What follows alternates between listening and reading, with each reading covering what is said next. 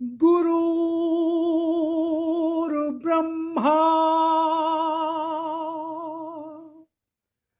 गुरुर्विष्णु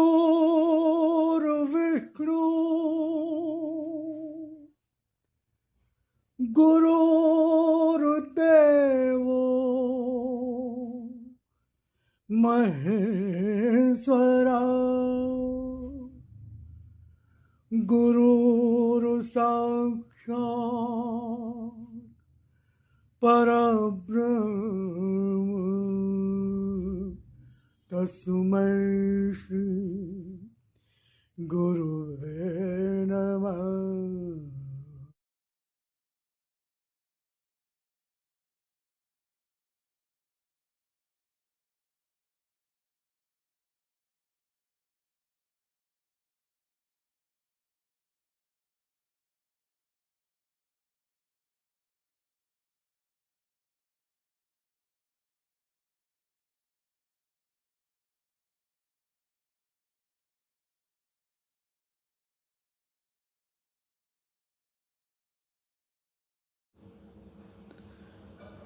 ॐ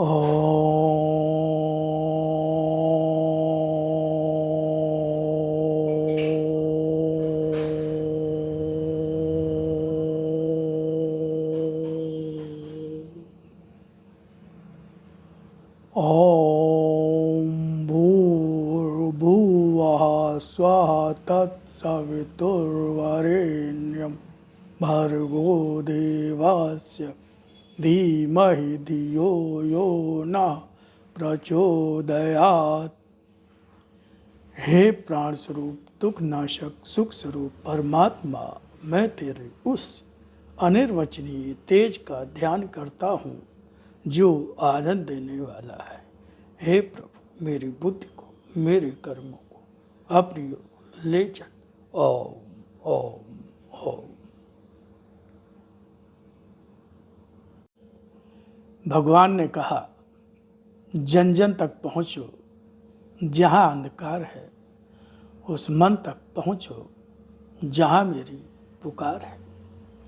इसी उद्देश्य की पूर्ति हेतु मैं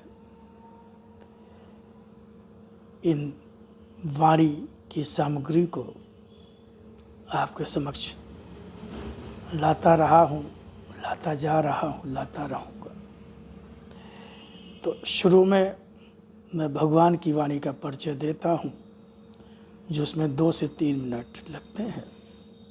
उसके पश्चात भगवान की वाणी का प्रारंभ होता है। अगर आप बहुत व्यस्त हैं, समय नहीं है, तो मैं समय दे देता हूँ कि कहाँ से भगवान की वाणी का प्रारंभ होगा।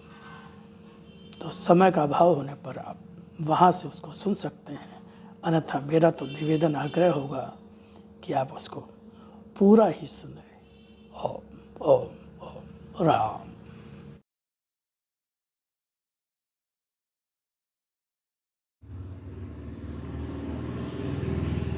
स्वयं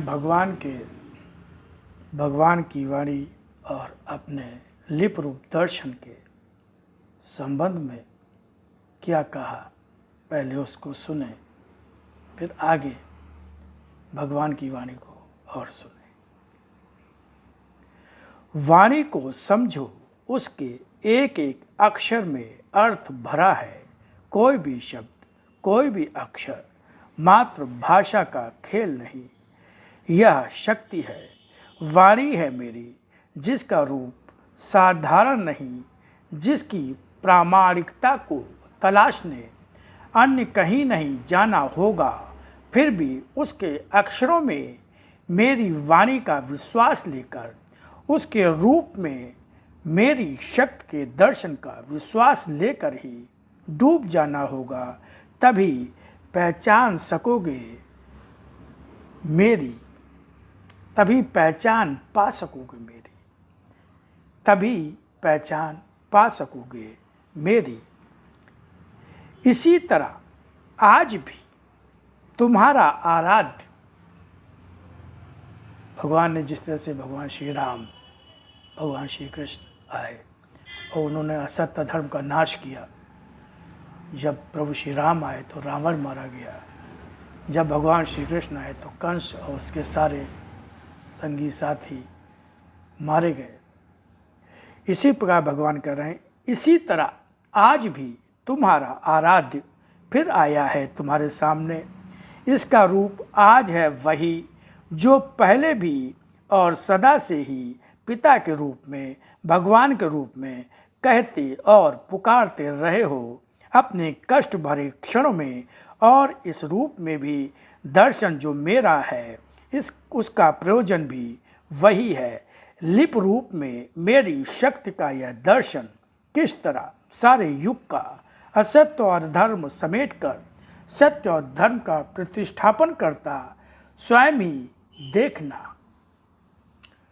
तो ये भगवान ने अपने जिस रूप में वाणी आई उसको भगवान ने अपना लिप रूप दर्शन कहा, और फिर उसी का हिंदी अनुवाद उसको भगवान ने अपना भगवान की वाणी कहा गया, जो भगवान ने उसको अपना शक्ति रूप दर्शन कहा। अब आगे सुनिए भगवान की वाणी बहुत ध्यान से।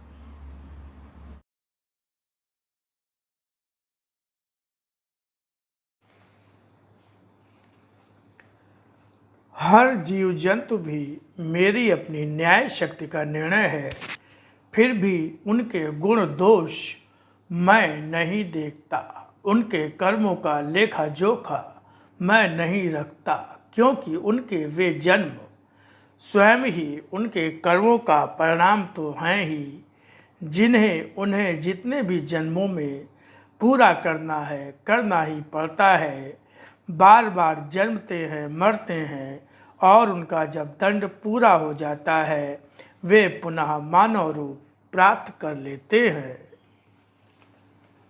मेरा भक्त सत्य पर अपने विश्वास और उसके लिए किए कर्मों में पहचाना जाता है। देखो क्या तुम्हारा अपना विश्वास भी वैसा ही है? मैंने आज पुकारा है तुमको, क्या यह आवाज़ तुम्हारे कानों से टकरा कर ही रह गई है या मन तक पहुंची है?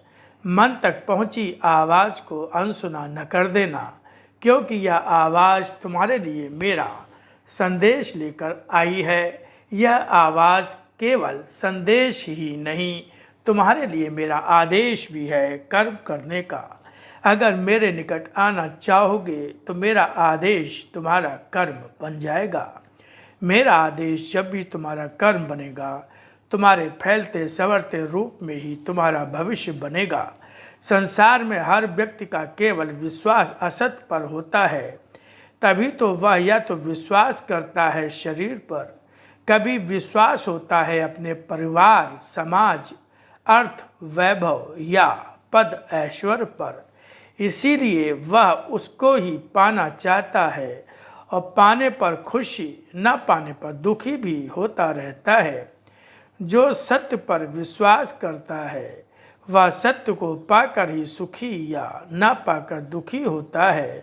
पहले सत्य असत्य को पहचानो और उन्हें पहचानने के लिए इस संसार रूपी सागर में गोता लगाना होगा। अगर सागर के जल का नमकीन होना या उसका खारापन ही सत्य लगा और रुक कर बैठ गए, तब उसके तल में बैठे हुए मोती को किस तरह प्राप्त कर पाओगे? सागर का महत्व सागर के मोती में है। उनके लिए जो धन में विश्वास करते हैं, सागर के पार जाना ध्येय है, तो महत्व सागर में तैरते हुए जहाज से पार जाने का लाभ उठाने में है। सागर का पानी नमकीन है, यह सोच कर बैठ जाने पर तो कुछ भी प्राप्त नहीं होगा। अगर पार जाना चाहोगे तो भी जहाज के समय से ही पहुंच जाना होगा। अपना समय निर्धारित किए बैठे रहे तो हानि तुम्हारी होगी, सागर की नहीं। आज भी सत्य का सागर है तुम्हारे सामने, देखो इस सागर में क्या नहीं है। फिर भी पूछोगे कि इस सागर से तुम्हें क्या प्राप्त हो सकता है, क्या नहीं। यदि भय लगता है सागर से, तब केवल इस पार बैठे रहकर भी जीवन का कोई लाभ नहीं पाओगे। सत्य के सागर में जन्मी मछली हो या उसमें पड़ी हुई सीपी या फिर घड़ियाल, मगरमच्छ आदि हो, भय तुम्हें बड़े घड़ियालों मगरमच्छों का भोजन बना देगा, इसलिए तैरना और पार पहुंच जाना सीखो। ओम ओम ओम।